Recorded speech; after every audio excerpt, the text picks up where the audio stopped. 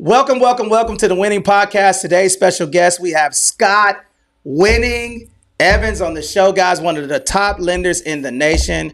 Brought to you by CrossCountry Mortgage. We got a lot to unpack. Welcome to the show. Thank you, man. Thanks. Well, first and foremost, man, congratulations on all of your success. I want to ask you a couple of questions. Where are you from? I grew up in Boca Raton, Florida. Boca Raton, Florida. So I didn't know you were from the South. Yeah. This is my first time learning that. Yeah. And what brought you to California? Well, I went to then school at Georgia Tech in Atlanta. Okay. And I was a computer science major. Okay. Graduated when the .com crashed. So as a programmer, couldn't find a job, but I bartended all throughout college. So I just threw everything in my car and moved out to California. And I lived on, my buddy was going to Naval Postgraduate School in Monterey, California. I lived on his broken futon. And then I went looking for a job in San Jose. Okay. And I wasn't able to find a job. So I just started bartending at Pebble Beach right there. And then a comedy store and another place. And I was bartending 3 different jobs. And then one of the places actually had another bar in Salinas, California. And I actually started making more money in Salinas, California than all those other 3 jobs. So I was making like $150,000 working in Salinas as a bartender, working like 4 nights a week. That's crazy. So Georgia Tech, I'm from Georgia. See, we're like Atlanta. I was living in Atlanta. Ebony and Ivory, brother. Like, so the crazy part about it is that, I'm from Georgia. I'm getting goosebumps, man. So how did you like Atlanta, though? I loved Atlanta. I worked for the NBA. I worked for Atlanta Hawks for 4 years. I mean, I used to hang out with the players, JT, Jason Terry. They would take me to Magic City. I was a bartender. I bartended at the nightclubs. I was bartending at Pink Pony. Oh my gosh! I was a Masters. I was it. So guys, if you guys don't know, Magic City is like a 5-star restaurant in Atlanta where you can get some nice tasty beverages, some steaks, and see some live entertainment. Yeah, but I was the token white boy. So all the NBA players, like, they would all bring me there as the one token white boy that I was there, and then they would just give me stacks, and I would just here. And guess who also I worked with when I worked at the Hawks? Who? This guy who started a business. It was called Air Bedding Breakfast, and then I was like, his name was Joey. And then Joey was like, dude, you're a programmer. We used to join forces and, with the company we're starting. And then I'm like, dude, who wants to sleep on a futon in your living room? And then I just ignored him and I went on my way. And then he changed his company from Air Bed and Breakfast to Airbnb. Oh, man, you dropped the ball on that one. But what's crazy about it is that you're doing super successful and God takes you in different places, right? Yes. So now, going to Georgia Tech and being in the engineering field and then now getting into going to the bar, that had to be a ego dump, right? How did you deal with that during that time? Man, at the time I was like, you know what? I'm going to move to Vegas and become a professional bartender. And then I got, some sense into me. But what happened is all my clientele that were coming to the bar from 05 to 06 were all, actually really 04 to 05 were all real estate agents and mortgage people. Okay. And they were all making great money. And I was the local celebrity bartender. They were just dropping all their money at the bar. And I'm like, if they can do it, I can do this. Okay. So then I'm like, I'm going to become a loan officer. What year was that? That was in 2005. So 2005, you decided to transition from doing the bartending stuff to getting into the mortgage industry. Correct. And then my friend that I was living with, that was going to the Naval Postgraduate School, was moving to San Diego. So I'm like, all right, I'm going to move with you, and then I'm going to become a loan officer in San Diego. Wow. Okay. So, but that was around the time where there was the crash, the recession. Yeah, the crash of 2006. Well, everything started getting harder in 2006.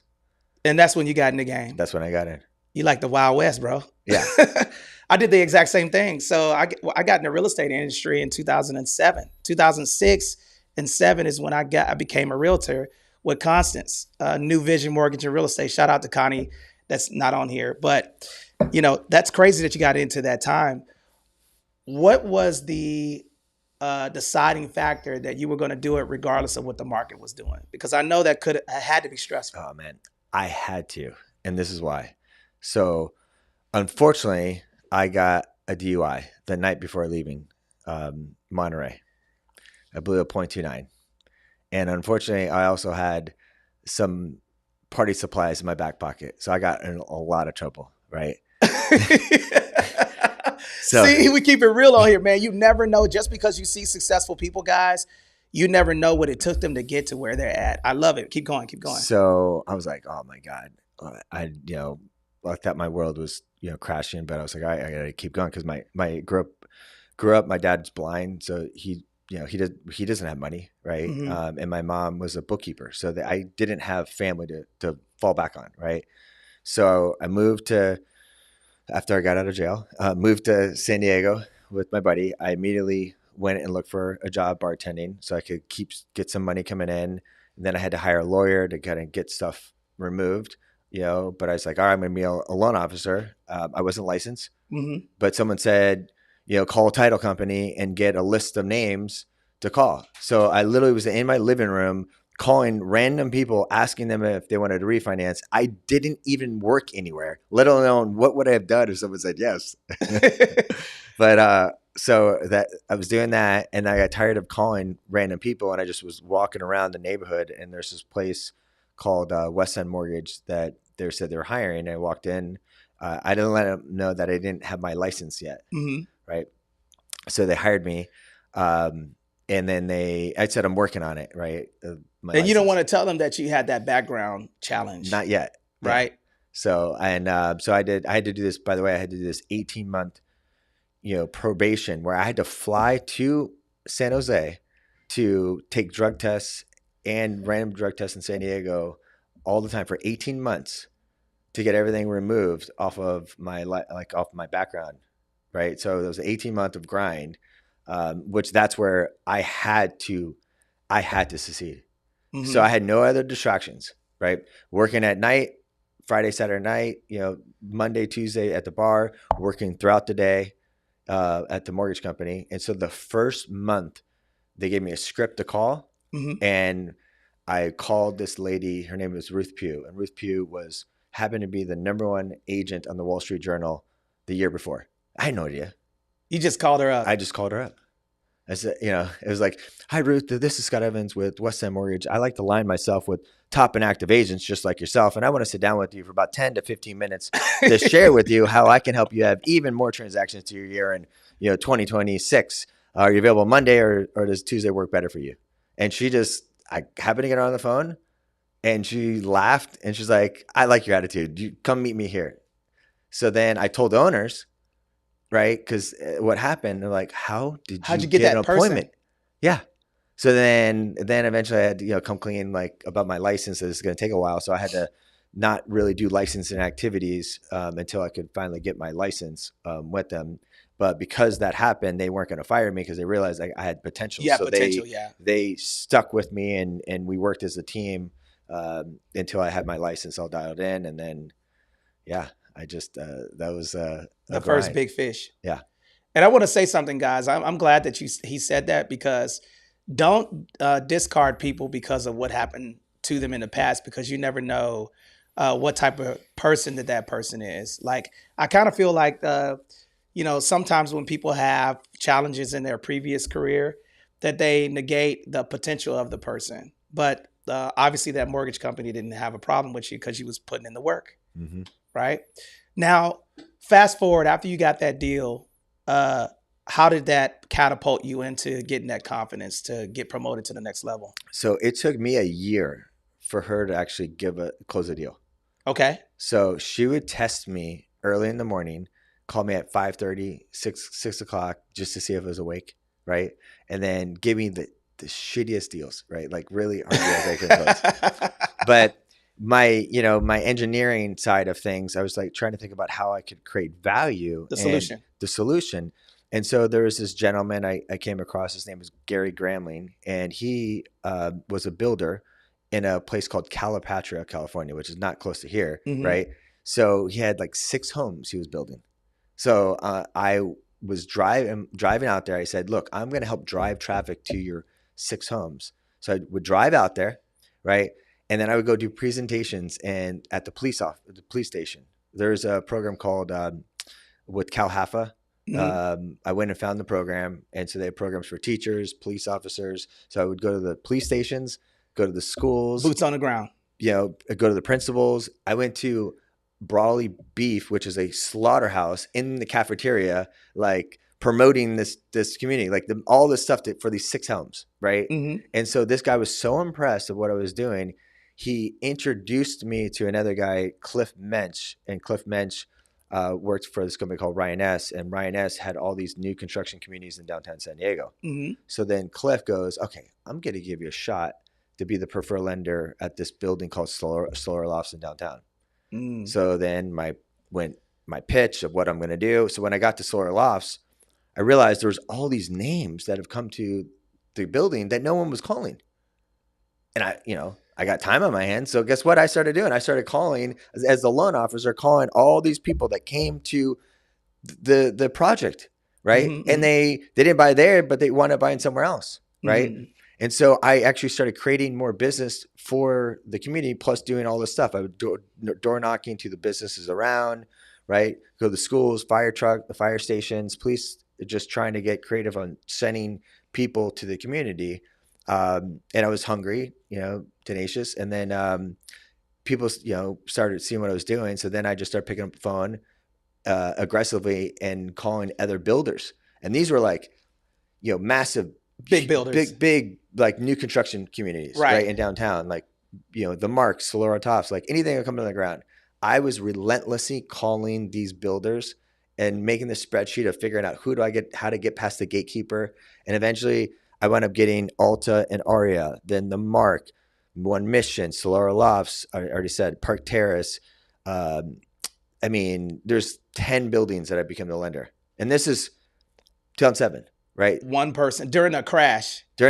Right. And guys, if you guys don't understand, during that time, they were offering all types of crazy incentives because they had inventory. Right. Yep. That's crazy. And so I was paying no money to be there. But then that allowed me to hire a team to help me because I was working every Friday and Saturday. So for 5 years, I did not take a day off. So I was still working at night. At the bar. That's a lot. Still working at the night at the bar. And then my first year, I closed 27 deals. My second year, I closed 63 deals. This is 19 years ago. I remember all the deals I closed. 63 deals my second year, 223 units in my third year, right? And so I was able to hire a team to now work the different projects. And then that lady, Ruth, was also a big agent. So then she had these condo conversions. So then I started working all of her condo conversions, and that's how it just exploded in the beginning of my career, all from one random phone call. Right. And now, not letting life, everything piling down. I could have, there's 2 hards, right? One hard would have been like, oh my God, my life is falling apart. I get depressed and go this route, or I can do the other way of hard of making the calls. Doing the work and working hard. And believing in the process. Yeah. And that's what engineering is, right? Finding the solution. You got to work through it. And I think this is the part. Can you give me water, Anthony? Can you give us 2 waters, please? And I think this is the part where I think this is something that's good for people to hear. And one thing that I can honestly say is realtors and loan officers are complacent. Let's just call it what it is. I don't see people. There's some people, but if you want an immense amount of success, you have to be able to want to do that work, right? Thank you. Shout out to Anthony behind the camera, guys. He's the one that makes me look all almondy on the show right now, right? But I want to say, listening to that story, I have a similar story. When I was in the military, I was facing a challenge on whether or not I was going to get out or not. Behind you, you'll see a flag that says Charlie Company. I was at MCRD San Diego, and I was just facing a very challenging situation to where it was a fork in the road. And I felt like it was an opportunity for me to be able to grind it out. And the first person who gave me my first opportunity to get in front of people, his name is Romello Sadiq. I will never forget his name because just like you got that opportunity with that lady. He's the one who put me in front of my first class. And let me tell you something funny. The crazy part about it is that I asked the leadership if I can get in there and teach the VA loan masterclass, and they said no. The leadership did. But there was a one guy who said, you know what? I like you. I'm going to put you in front of 300 recruiting students. And these guys are salespeople, so they'll eat you alive. Mm-hmm. I had 1 hour. I was done in 10 minutes. But that gave me the experience to get better, you know? Yeah. Now, so that first mortgage company that you were with, what was the deciding factor for you to move? What year did you move on from them? I left them. That was the hardest decision ever, leaving them. I went to a company called Prime Lending, and I heard of Prime. And I wanted, the broker world was getting weird, and I needed like speed, and Prime Lending was just super fast. There's deals that we weren't able to do that they were. This guy Nick Dawson, who was the one who kind of recruited me over there, and we were friends. And then I went over. I asked them to go with me, and where I could work underneath them to go to Prime, but they didn't want to go. This was their little baby that they built, and they didn't move, so I just moved on. And I had a little team with me that I assembled, and we all. How many people? I think it was maybe like 7. 7 people. And so I moved over to Prime Lending. And what year was this? I don't. 2000. So you started in the mortgage industry 2005. So maybe probably 9, had to be 10. like 5 or 6 years later. 5 or 6 years later. Okay. So 2010, around that time frame. Yeah. So things are starting to soften up in the market a little bit. Yeah. Yeah. Okay. And then you went to Prime and you were there. And then how big did you grow your team from there? What was the next step? Yeah. Then I was still growing. My business kept growing. Every year it grew until, I think it was maybe 2018 was the first year that I didn't. Okay. I had a down year. It was the first time from 2006 to 2018. So every year it always was a growth. What was the question about? What was when you went to Prime, like what you started to grow? You grew your company from, 5 or 6 people. How big did you grow then? We were probably about 30. Okay. So at the time I was taking all the techniques that I learned from them on coaching other loan officers. So then I started coaching other loan officers to come into the branch. Okay. So that was my thing of like, why are you going to come work with me? I'm going to coach you what I did, and coaching them all the different techniques of how to extract business from an agent. Okay. So now you're with Prime. You grow from 5 to 30 people. During that time, what was the market like? What was the difficulties that you saw around that time frame? Like how was the market then? There was a lot of there's the REO. We were coming out of the REO yes, I remember business that. where, but we were, I had a lot of agents because I kept meeting with agents all the time. So I had a lot of agents that were setting business. And then from there though, I partnered up with this guy, Rodrigo. And so Rodrigo was working at Prime Lending as well. And me and him were the number 1 and number 2 producers at Prime Lending. And Rodrigo wanted his own branch. I had a branch. And Nick didn't want to give him a branch. And so I said, screw that. Rodrigo, let's just join forces. And then we joined forces and we went over the first email we received, which is this company called CMG Financial. I'm like, let's go here. So we partnered up and went there. And then we became like 100, probably like $1 billion branch together, over 100, maybe 120 employees. And then, we were that time. Now the flip market was huge. Yes. Mm-hmm. So then we were now the preferred lender for all these people that flip were companies. The flip companies where right.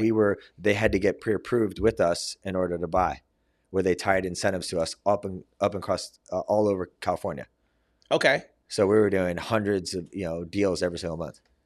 Now, one thing that I noticed is that you've had to adjust with the market. Like Do you believe that you're analytical? Yep. Like spreadsheet. Like I'm like, how, Triple I'm analytical. gonna tell you something that I have that's something that's motivating to me. I remember you sent me your P&L. You probably don't remember that.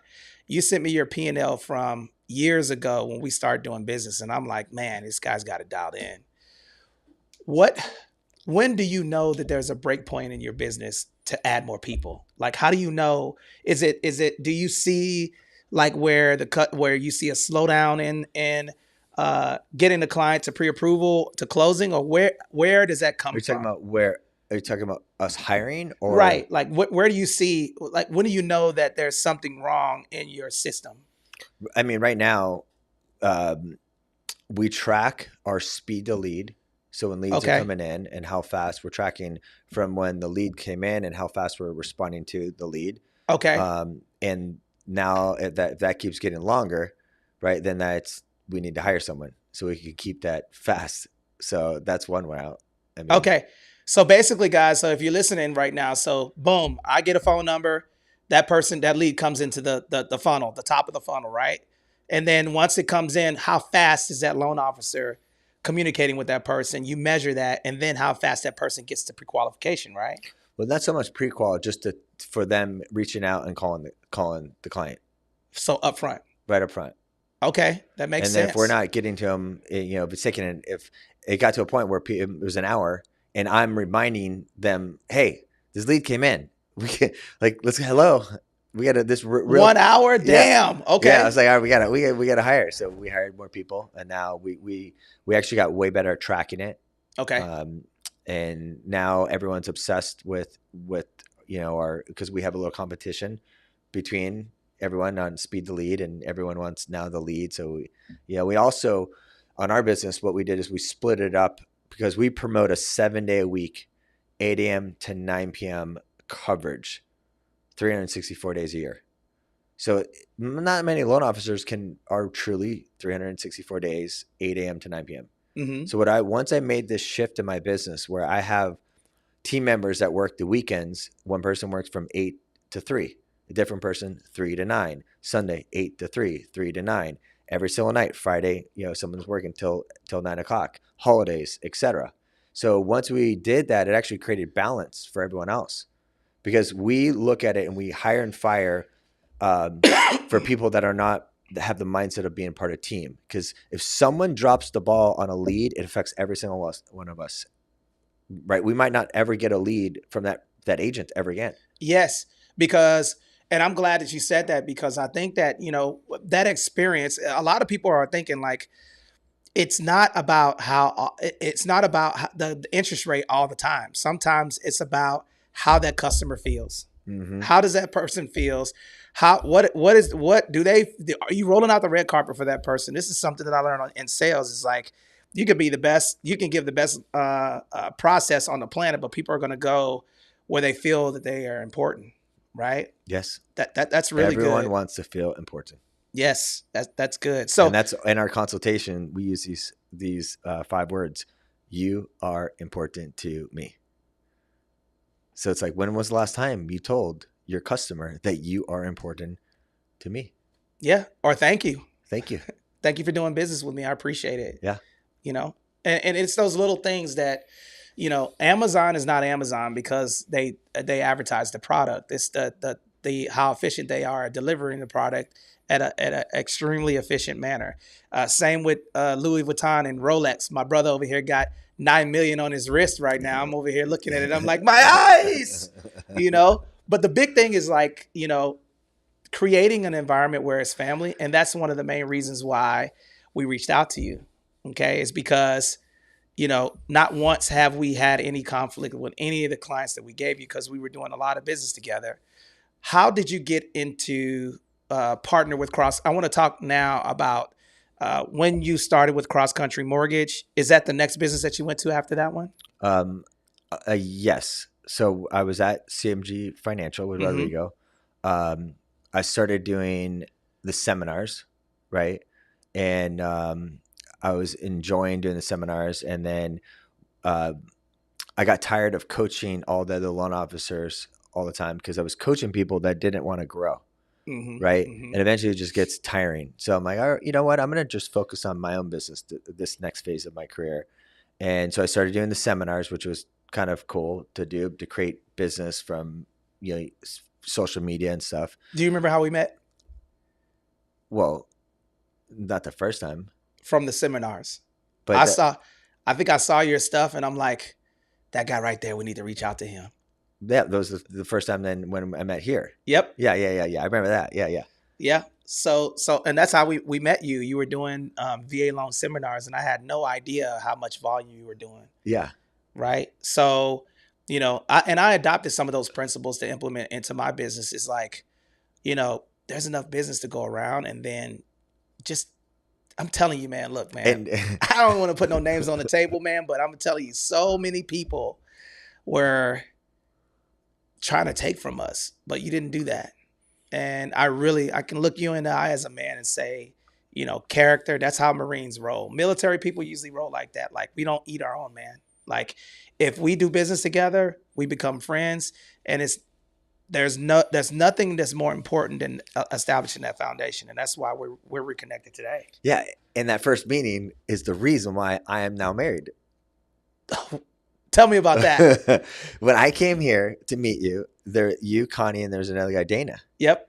And then Dana, after I left, I didn't know he was a loan officer. When he, listening, I came here because when you called me, and then I'm like, oh, I'm gonna come get this account, right? Like, I came here, I'm like, oh, I'm gonna try to get your account to be the lender. And then as I was leaving, Dana reached out to me. I didn't know him, right? And then he called me. He's like, hey, go to lunch with me. I'm like, oh, dude, I'm busy. Right.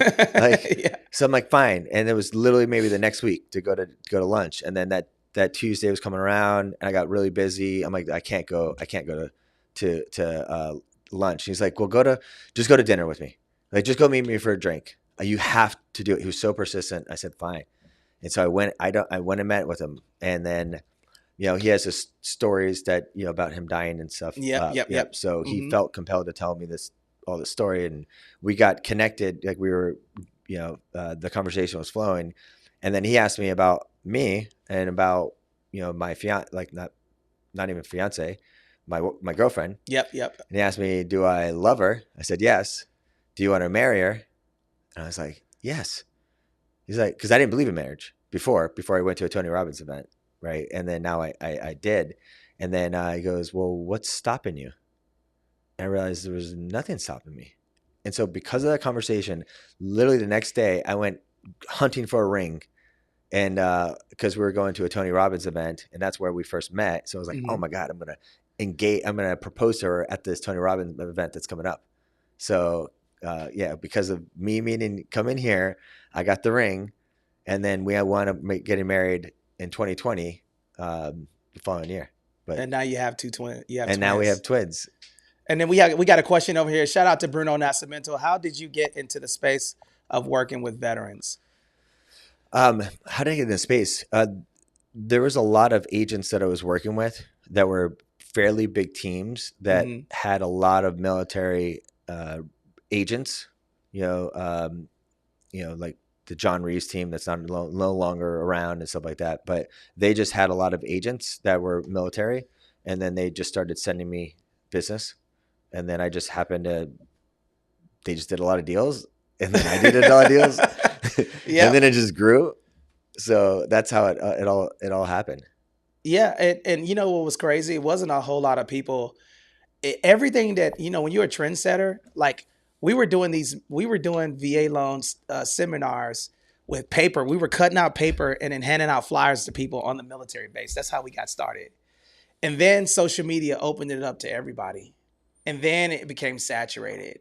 And if you notice, it's not a whole lot of people doing them anymore because so many people was doing it.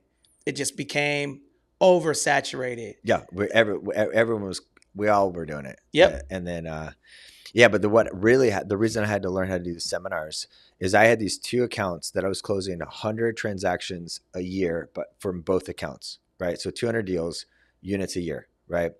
And Greg came out of the scene, right?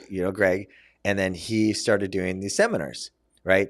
And I was so dominant on these accounts that it didn't matter if there's a second or third or fourth lender. Like I was just so much better than everyone else that we still captured all the business. But what happened is Greg now started doing these VA seminars, and he was so good at creating business from the seminars that the business that was coming in, I noticed where the business was coming to me was because Greg couldn't follow up with the lead. And I freaked out, right? Because I'm like, I'm going to lose all my business if I don't figure out how to do these seminars. Because all Greg has to do is now build some pieces in place. Yep. And now I just lost 200 deals. Because of his ability to get the upfront. Yeah, to create the business. The follow-up. So I spent a year and $1 million worth of like trial and error and doing different things to figure out how to do the Facebook marketing to fill up a room to compete with him. And did you figure it out? I figured it out. Hey, so and that this is what's crazy about this. Let me tell you about that whole story, okay? Because now that we're on a podcast, we can keep it real, right? Can I keep it real, y'all? Yes. All right. So I met with Scott. The reason why our team met with you is because you were, for one, you did a couple of deals that you switched from another lender to you because you were more competitive. So your name came up a couple of times because we was doing a lot of business with Charles Van Mediva, right? Then from there, I did your loan. Yep, you did my loan. Okay, let me tell you, it's a crazy story. All right, wow. Okay, so Dana, I called up. I was trying to buy this property, and it was a 7-figure property, and it was.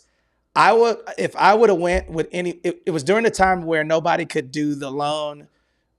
Because it was a jumbo loan, and we had all of these fires out here. There's all kinds of crazy stuff. There's all types of stuff crazy, and this person that I was partnered with, our mortgage company was working with them, and I was told, "Oh yeah, it's good to go. Everything's going to be great." And I had excellent credit, a lot of backup.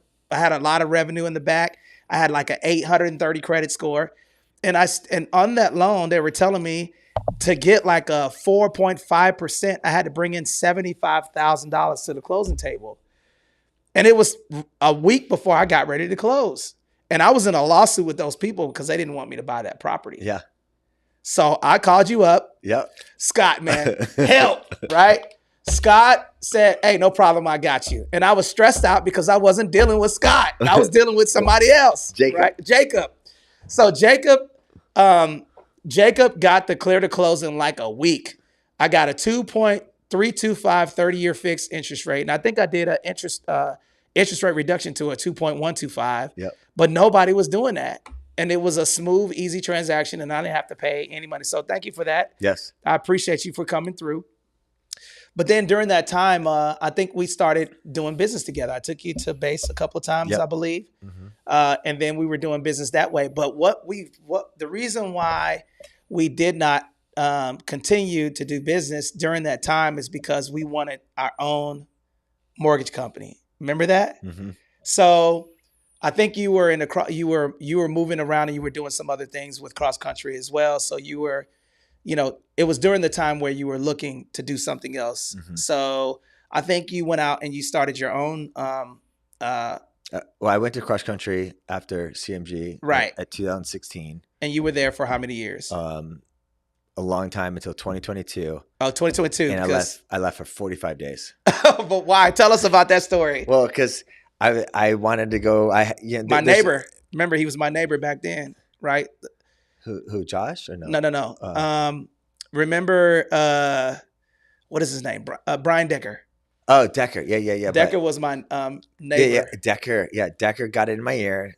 There's a book called E-Myth Revisited. It's like a business book, and they talk about this entrepreneurial seizure, where all of a sudden you want to be a business owner, right? And so I got obsessed because Brian Decker was in my ear about, why don't you just own your own mortgage company? So that's what I went on this journey to go become owning my own mortgage company, and then I was going down that route, and then it was just too much work going that route. And then someone goes, well, you can own half of mine. So I'm like, oh shit, if I can't own all of it, I'll just own half. Yeah. So I went down that route, and I had a great relationship with owner, but then when I went over there, it just wasn't at all what it was. It was like lipstick on a pig. The efficiency wasn't there. Yeah, it was like, oh man, all my staff hated mad. it. Yeah, what the hell we just doing? I'm like, all right. I called the owner, Ron, dude, we're coming back. So I was gone 45 days, right back. I'm like, all right, we're coming back home. So it was good to go experience what else was out there and then realize what I had was totally, it was great. So then I just put my head down and kept working. And you know what? One thing that I commend the owner for is because I've made the mistake of being upset because people left, and I wasn't always the nicest because you love the people that work with you. Mm-hmm. So as I grew in entrepreneurship, it was okay. Now it's okay for people to leave because sometimes I just want to see what's out there. But when you're good and you know that you're good to people, it does hurt when you care about somebody that works in your organization. So I went through that growing period. But one thing that I have learned is when you have friends, they want to have their own ambition, and you should support that. Mm-hmm. So because now I have that thing where, hey, you leave, good luck. Ain't no coming back, brother. But you did it on good terms, though, which is good. In fact, when we left, none of our staff had insurance, health insurance, because the way the new company was situated, they wouldn't give us insurance until mm-hmm. whatever, because they're frugal, wouldn't give us insurance until a month later. So now all these people, when we left, didn't have insurance. So Ron, being the owner of CrossCountry, he extended our insurance, even though we weren't employees, gave us insurance, paid for that for every single employee to have insurance. Because I didn't think about that. Mm-hmm. So, he could have, we left his company and then he paid for insurance for everyone to have insurance for another month for all of us, because everyone didn't have insurance. That's solid. That's a solid dude. He wanted us the best. Good luck with what you're doing. Hey, you knucklehead, you forgot to make sure everyone had insurance. I'm like, damn it. Because some people, they need insurance. Yeah. That's a crazy story. So when you came back to CrossCountry Mortgage, right? What was the difference between before you left and when you came back? Did you have a renewed sense of purpose, or because I know you went from here to here? So when you have so much stuff going in your head, right? And you're so distracted, you can't focus on business. And my wife is reading this book by Mel something, this woman, I don't know, Mel Roke or whatever, but she talks about how you got to write all these things down to get out of your head. And I guess it's true, because I had so much stuff going on with the move that I was so distracted on business. So once that all got, done with, then I was just super focused back on work. Developing the business. Yeah. So since inception. Mel Robbins, that's the lady's name. Mel Robbins. Okay, so since day one, Scott Evans getting his mortgage license, how much volume do you believe that you've done, and what's the goal for 2025? It's the amount of business I've done is, it's 19 years of a blown business. I think my third year I've always closed over 100 million, and then 200 million, there's been 300, it's been up, various, but 700 million. It's got to be 5, 6, 7 billion in loan volume through my career easily. My goal is to close this year 500 million. You want to do 500 million this year? Production, correct. I'm at 200 million right now. We're June 11th or 12th. Right. I want to close 500 million this year. Even if I get close and end at 450, it's a win, right? But 500, my goal. Next year, I want to close $1 billion. Okay. And then after that, I want to close $2 billion. Sometimes I didn't, people don't dream big enough. I agree with that. Because what happens is, in your mind, when you create this big goal and dream, your mind just tells you oh, that's way too big, right? It's like you're a drunk monkey in your head telling you, oh, no. And it's limiting what's possible. So it's like, you've hit all your goals in your life. And now you look back, I'm like, damn, I should have dreamed bigger. Yes. Yeah. So now for me, it's like, there's this guy, Shant, who's been #1 loan officer on this ranking called the Scotsman's Guide, and he's closed $2 billion. So that's why I want to close $2 billion, because why not me? Exactly. And then I want to be able to beat his $2 billion and just keep going. And I believe that, and you cannot get there by you cannot get to that $1 billion mark hanging out with people who do 200 million. I'm sorry. Now, and the reason why I say that is because, you know, uh, fortunately, unfortunately, people get stuck in, they're sharks in a fish tank, and they're comfortable there. They're like, oh, I just reached this. And then the goal could be bigger, but you cannot do that goal unless you cannot do that goal doing bad business either. Mm-hmm. Right. Ultimately, I think the most important thing is making sure your customers feel like they got a great deal. Okay. And then they become now a sounding board to your business. That is our business model from day one. Yeah. Make sure that you don't get in a deal that you wouldn't do yourself. Right. And that has taken us, this long, because I see a lot of real estate brokerages going out of business. And one thing that's remained true is that the core people in our company are people who, understand the value of what it is that we're doing. We're building generational wealth for veterans. I mean, that's a big, big thing. So if we stay focused on that, the money will follow. Now, you were telling me before we got on the show about a good friend of yours that bought you a nice gift. Can you talk about that and why he did that? Yeah, it was my best friend Jacob, who's my sidekick at on my team. We had a great year when we closed 700 million, and we were celebrating. And his uncle owns a jewelry store, and then he said, "I'm gonna buy us watches." So then he bought us the Sky Dweller. That's a gold Sky Dweller, guys. I don't know if y'all know about what that is, but y'all need to zoom in on that. I hate to put him on the spot, man, but Yeah. my homies, my close homies, Ian and Bruno, that's right there. We talk about watches all the time. And the reason why we talk about watches is not about the timepiece, because the reason why I like doing stuff like that is funny, because I gifted my friends watches because their time is invaluable and you can never get it back. Yep. So it's not about the piece. Y'all. So y'all looking right now. All right, I'm be waiting on y'all to come up off of those, paddets, or whatever you call it, and the rollies. Okay, we could start small with a oyster. Okay, but the biggest thing that I like about watches is that you'll have them forever, right? And whenever you're around, you always remember that. And then, again, when you're spending quality time with people, you don't want to waste it. So it's a cool gift that you have close people, because we have like a little family, and we're connected like that. Now, so the next goal is to do the $2 billion. Tell us what Scott's planning on how to get there. What's the plan to get there? So I've redone my business model, which now about the last 2.5 years, I do presentations to the real estate community. Okay. So I do use email marketing, fill up the room, and then I'm just presenting to just agents. So 30, if 30 agents come to my event, for me, that's like a single. It's totally fine. Okay. So I have anywhere from 30 to 80 agents that come to my event, and I'm just very consistent. Tuesday, Thursday, come to Temecula, to San Diego, I go to LA, Orange County, now Palm Springs, and I just provide a ton of value to the agents. So I feel the momentum for what I'm doing. It's picking up. It's picking up for me. And now I have a fan club. I mean, I have agents that have come, 8 times. I have people that continue to come. I'll see them at an event. I won't see them for a few months, and they'll come back. And they're like, "Oh my God, why haven't I come back?"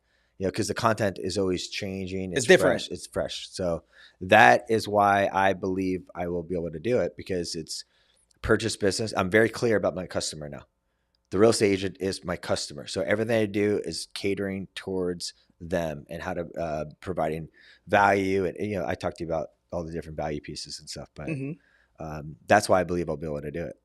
And this might, you never know, this thing might grow to 5,000 agents, where you're bringing in other producing agents that work with you, like myself. All right. I'm good on stage. If you need me to rock out, let me know. Me and the homies, we teach all the time. Yeah. And I think, we know our avatar too. Our avatar is veterans and agents that want to help veterans. So it's good that you say that, because, we've been so focusing on getting more buyers and sellers. We've mastered the art of generating business on that side. Now we're switching to looking for more agents to help us on a national level. Okay, do what we're doing. And you know what? Shout out to Grant and Elena for seeing the value in us, and then also our partners over at EXP for allowing us to do this. But ultimately, what we're doing now is we're looking for agents that want to help vets. We don't care if they work with us or not. We just want to say, hey, are you able to help veterans? Do you know the VA loan? Okay, guess what? We're going to start sending you business, and we mutually make money together. Yep. Right. And if you do a good job, we're going to continue to send you business. So that's what we're switching to, and we've seen an immense amount of growth across all social media platforms. So I definitely would like to see how we can do that. And I got a special announcement, guys. Guess what? Our mortgage company has decided to partner with Scott Evans to advance our VA loan movement. So shout out to you listening to us, bringing all your people on. Okay, so that's the announcement, guys. That's mainly what I wanted to get to. Sorry for keeping you guys so long, right? But ultimately, a couple of things. Number one, you never took anything from us.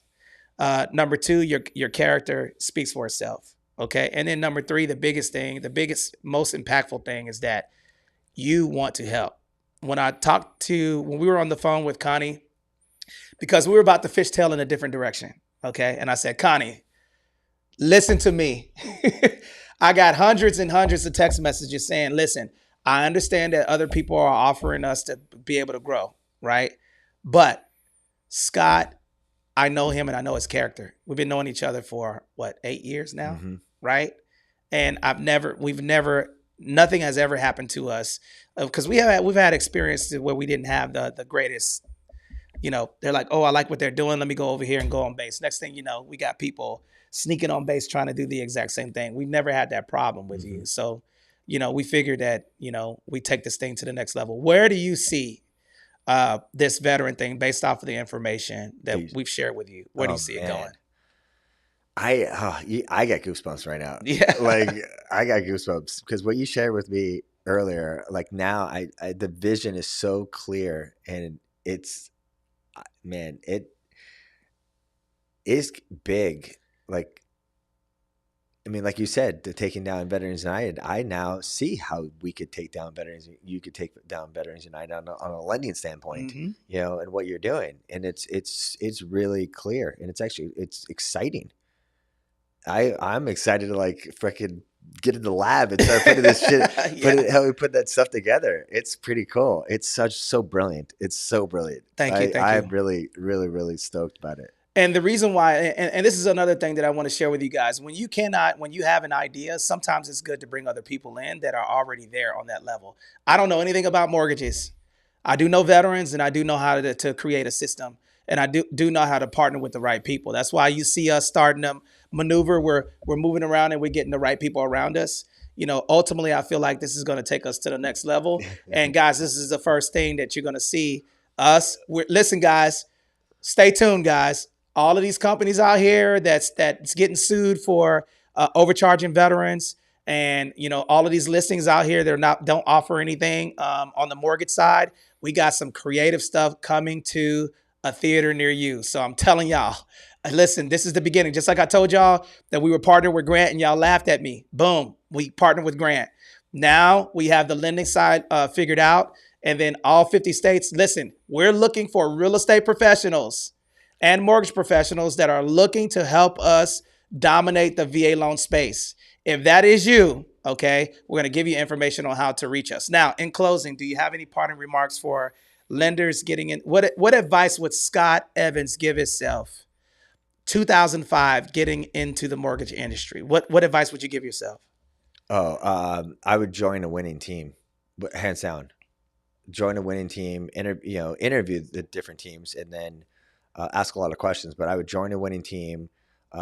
Even it just will it'll allow you to be able to have your growth a lot easier because you're seeing what winners are already doing. That's correct, man. Yeah. I would say the same thing. I would definitely say, the right people over the most people. If you got one person that's not thoroughly immersed in the culture of your company, they need to go because it's a distraction and it's not personal. But the only way you're going to be able to do that is everybody's got to be moving in the right direction. One thing that I hear with your engineer brain is this. I remember you saying what I have learned today. I'm gonna tell you something that I learned.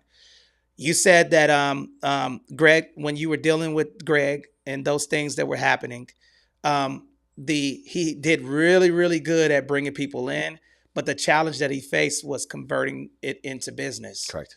So that is something that I learned, is making sure that it is speed to lead, making sure that that customer knows that you're on them and it needs to, where's it at? What happened to this lead? Like tracking it all the way down.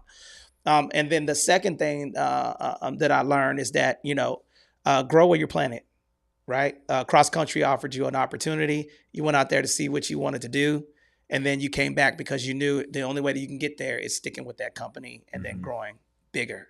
So that's good. What's the best way to reach you? My cell phone. Okay. How can I reach you? What do you know? My cell 619-723-7289.